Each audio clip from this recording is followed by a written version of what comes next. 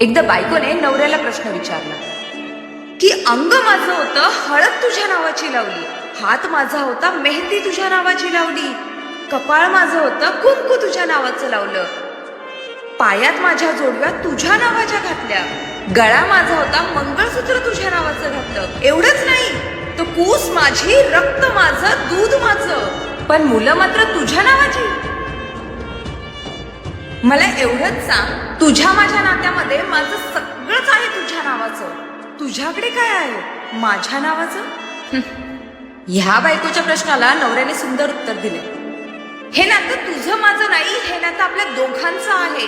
मन जरी माझं असलं तरी त्यात प्रेम मात्र तुझ्या नावाचं आहे. घर जरी असलं माझ्या नावावर तरी त्या घराला घरपण मात्र तुझ्यामुळे असतं. मुलं जरी असली माझ्या नावाची तरी त्यांच्या तोंडातून निघणारा पहिला शब्द हा आईच असतो.